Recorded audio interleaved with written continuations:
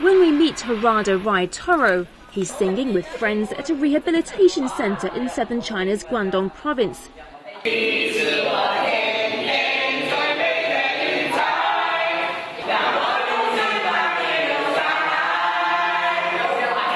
Rai Taro, who comes from Japan, is a regular visitor here, and to many of the elderly who live in the centre, he's become like a grandson to them. But this is no ordinary nursing home for the elderly. The people who live here are lepers, who've been isolated from the rest of society in one of China's leprosy villages. The volunteers are so kind.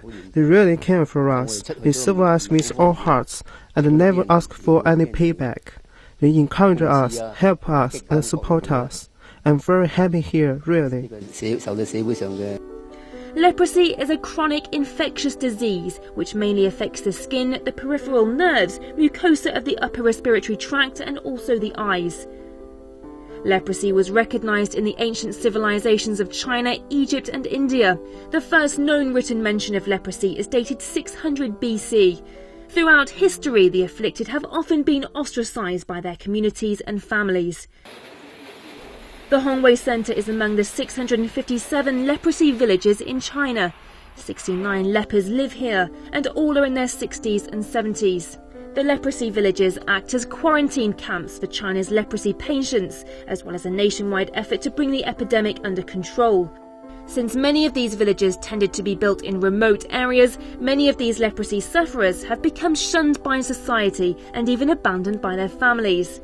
As a result, for most of these people, the quarantine zones have become a permanent home. We have faced severe discrimination.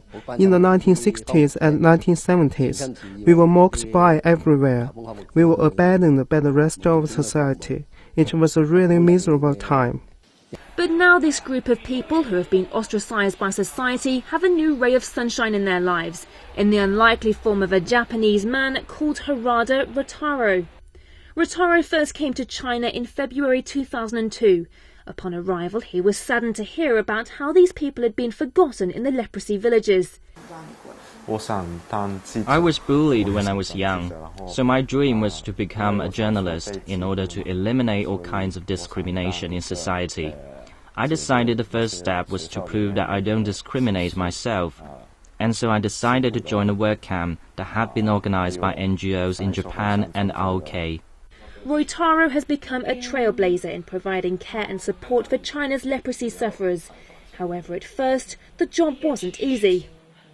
I saw how many of their faces were distorted, and their limbs are crippled. I was aware that they had been cured and was not infectious anymore. But I was still terrified to step off the bus. I remember that when I first said hello to them, I had this weird expression on my face. In the beginning, Rataro considered giving up and leaving, but he pushed himself to continue and see the job through. By the time he returned to Japan later that year, he was haunted by what he'd experienced in the leprosy villages. At the time, jobs in Japan were in short supply, and so, unable to forget his experience, Rataro decided to return to China. This time he returned with a new role, as a coordinator, with the mission of initiating a new work camp in Linghou village in East Guangdong. It was here that he first met Su Zhenchuan, who would later change his life forever. He couldn't walk, but he never complained. He lost his fingers, yet he could still weave a basket all by himself. He had no money, but he bought meat and treated me. I couldn't help but wonder whether if I was in his place, would I be so nice to a Japanese man? I didn't think I would. Instead, I would wallow in self-pity or become desperate. He coped with the disease so bravely, and his attitude inspired me to carry on. Rataro decided that he should bring more volunteers to work in the villages, and so he started to recruit Chinese college students. On September 13, 2002, I delivered a speech at a local college. Only one person stayed for my speech. He was majoring in English language. He said he wouldn't be able to be a volunteer, but he could work as my interpreter. However, the difficult recruitment process didn't hold him back. NGOs were still uncommon in China at that point, and a lot of Chinese remained skeptical of Japanese people following decades of mistrust between Japan and China. I spoke broken English. I am a Japanese man, and I'm trying to talk about a miserable disease. I told people that we should build a toilet in the leprosy village. They all just looked at me like I was mad. Roitaro became obsessed with finding more volunteers, until finally in August 2003 he received his first Chinese helper. In 2004 alone, Roitaro organised 13 leprosy work camps in South China's provinces of Guangdong, Yunnan and Guangxi Autonomous Region. In August 2004, Roitaro came up with the idea of creating a mechanism to manage his work camps.